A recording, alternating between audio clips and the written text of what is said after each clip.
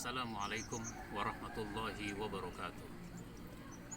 Alhamdulillahi rabbil alamin alladzi arsala rasulahu bil huda wa dinil haq liyuzhirahu 'ala ad-dini kullihi walau karihal kafirun. Asyhadu an la ilaha illallah wahdahu la syarikalah wa asyhadu anna Muhammadan 'abduhu wa rasuluhu la nabiyya ba'da. Amma ba'd. Saudaraku kaum muslimin yang saya hormati, dakwah merupakan sesuatu yang sangat mulia. Dakwah itu mulia, penting, dan dibutuhkan. Disebut mulia karena dakwah itu melanjutkan tugas Nabi. Disebut penting karena mau mengubah orang dari keadaan yang apa adanya kepada yang seharusnya. Dibutuhkan karena orang baik membutuhkan dakwah, apalagi orang yang belum baik. Dalam kehidupan kita banyak orang yang masih belum baik.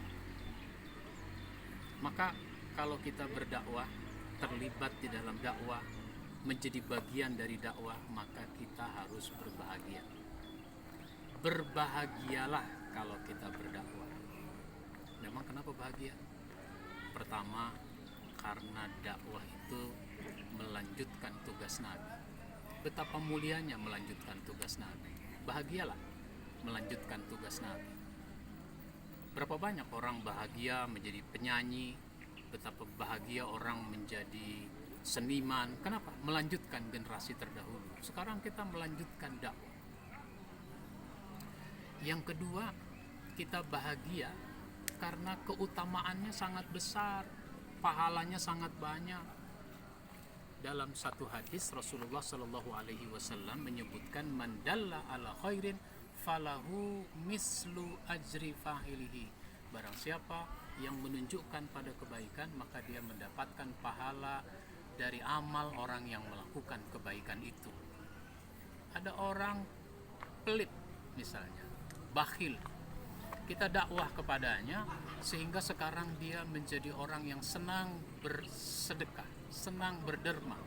Dia dapat pahala dari sedekahnya, kita juga dapat pahala dari sedekah orang itu. Kenapa? Dia bersedekah dengan sebab kita yang mendakwahkan.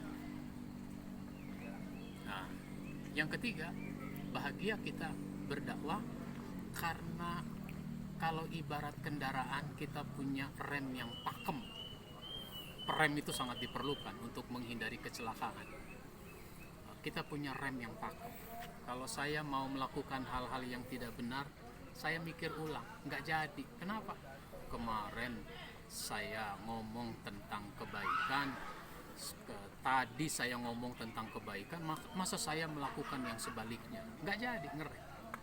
Mudah-mudahan istri juga ngerem, tidak mau melakukan yang tidak baik. Kenapa? Saya ini kan istri dari seorang suami yang berdakwah.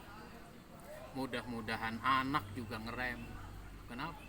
Karena anak kita juga menyadari, masa saya narkoba, masa saya berzina. Saya ini kan anak dari seorang dai, anak dari seorang ustaz.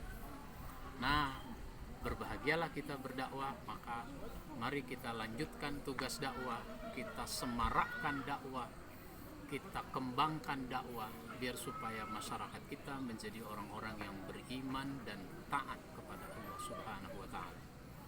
Wabillahi taufiq wal hidayah. Wassalamualaikum warahmatullahi wabarakatuh.